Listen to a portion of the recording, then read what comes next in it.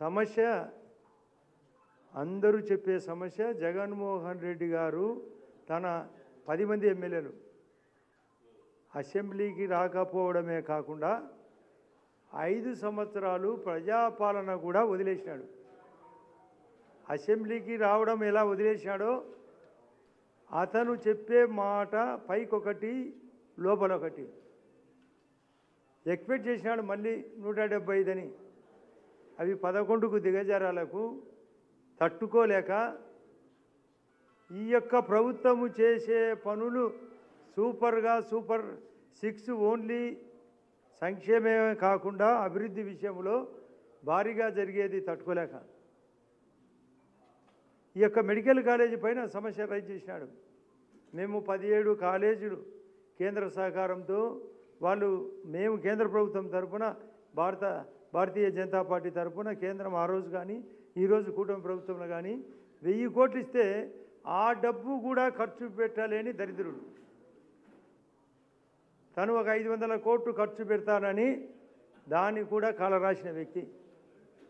ఈరోజు పద్ధతిగా ప్రాక్టికల్గా మొదటి దశలో 4 కాలేజీలు, అందులో జగన్మోహన్ రెడ్డి గారి యొక్క కడప జిల్లాకు సంబంధించిన పులివెందుల కూడా, మార్కాపురం కావచ్చు, ఆదోని,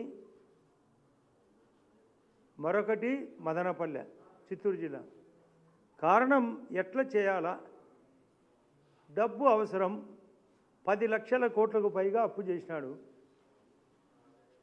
దానికి తోడు అవసరం కేంద్ర సహకారము, రాష్ట్ర సహకారంతో పాటు ప్రైవేటు యొక్క సంస్థల సహకారం కూడా అవసరం. మీరు గమనించారు లేదో, జగన్మోహన్ రెడ్డి అసలు కేంద్రం ఫారిన్ డైరెక్ట్ ఇన్వెస్ట్మెంట్ కూడా ఆహ్వానం పలుకుతుంది. మనం రండి, బీమా రంగంలో 100% మీకు అలో చేస్తాం. రేపు పార్లమెంట్లో బిల్లు కూడా ప్రవేశపెట్టబోతున్నారు. ఎందుకు? డబ్బు అవసరం. జిఎస్టీ తగ్గించారు, అందరికీ ఉపయోగపడాలా. రేపు 22వ తేదీ నుంచి 1000 రకాల ఐటాలు 140 కోట్ల ప్రజలకు ఉపయోగపడే విధానం, పెద్దవాళ్లకు కూడా సైతం విధానం. ఈ యొక్క ఆలోచన విధానం, అందులో ఇక్కడ ఆలోచన విధానం మొదట 4 కాలేజీలు, నెక్స్ట్ విడత 13, టోటల్ 17. రేపు ఎలక్షన్ నాటికి అన్నిటినీ పకడ్బందీగా చేయాలా. మంచి సంస్థలను ముందుకు తీసుకొచ్చి, పెత్తనం మాత్రం ప్రభుత్వాందే. వ్యక్తుల డబ్బు మాత్రమే, సంస్థల డబ్బు మాత్రమే సహకారం తీసుకొని 150 సీట్లు ఎంబీబీఎస్ లెవెల్లో ఒక్కో కాలేజీకి, 24 సీట్లు పీజీ. ఇది దశల వారీగా చేయాలి. ఊరికే పరిగెత్తి పాలు తాగే కంటే నిలబడి నీళ్లు తాగేది మంచిదనే ఉద్దేశం పెద్దలు ఎప్పుడో చెప్పిన మాట ప్రాక్టికల్గా అమలు చేయాలి. నీ మాదిరి ఆ రోజు షర్మిలమ్మను తాను జైల్లో 2012-13లో ఉన్నప్పుడు వదిలిన బాణమని వదిలినాడు. ఆ తర్వాత అమ్మను, చెల్లెలను వదిలేశాడు, అమరావతిని వదిలేశాడు, పోలవరాన్ని వదిలేశాడు, రోడ్లు గుంతలు పడినా వాటిని వదిలేశాడు.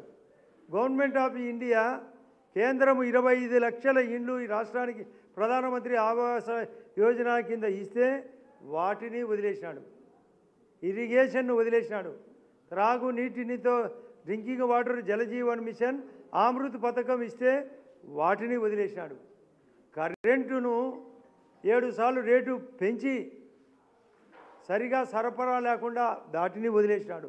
రైతుల సమస్యను వదిలేశాడు, చేనేత సమస్యను వదిలేశాడు, చేపలు పట్టే వాళ్ళ సమస్యను వదిలేశాడు, మహిళా సమస్యలను వదిలేశాడు, ఉద్యోగస్తుల యొక్క సమస్యలను వదిలేశాడు, నిరుద్యోగ సమస్యలను వదిలేశాడు, పాత్రికేయ సమస్యలను కూడా వదిలేశాడు. అతను వదిలేసిన అన్నిటినీ ఈ ప్రభుత్వం, ఈ యొక్క ఉమ్మడి ప్రభుత్వం చక్కగా పద్ధతిగా స్కెచ్ ప్రకారం చేస్తున్నాం. ఆంధ్రప్రదేశ్ మోడీ గారి యొక్క ఆలోచనలో కూడా ఉంది. మొన్ననే మా జాతీయ అధ్యక్షుడు నడ్డా గారు 14వ తేదీ నాడు వైజాగ్ వచ్చినప్పుడు చెప్పినాడు, ప్రజల మదిలో మోడీ, మోడీ మదిలో ఆంధ్రప్రదేశ్. దీనికి కేంద్ర సహకారం ఎంతైనా ఉంది. దానివల్లనే గ్రామీణ ఉపాధి కూడా, అది కూడా వదిలేశాడు. గ్రామీణ ఉపాధి ఈ రాష్ట్రానికి 10,000 కోట్లు ఎక్కలేని విధంగా, అందులో 90% కేంద్రం, అది కాకుండా మెటీరియల్ కాంపోనెంటు ఒక 10,000 కోట్లలో 6,666 కోట్లు స్థానికంగా ఉరుకుల కోసం 16 ఐటాల కోసం. చివరికి దేవాలయాల యొక్క కల్చర్ను వదిలేశాడు. ఒక్కు బోర్డు యొక్క పరిస్థితిని కూడా పట్టించుకోకుండా వాటిని ముస్లింతో పాటు క్రిస్టియన్ మైనారిటీ సంస్థల యొక్క నిధులను కూడా కబ్జా చేసినాడు. ప్రతి దాంట్లో అంగడి, 10 లక్షల కోట్ల అప్పులు, అనేక తప్పులు, అనేక గొప్పలు.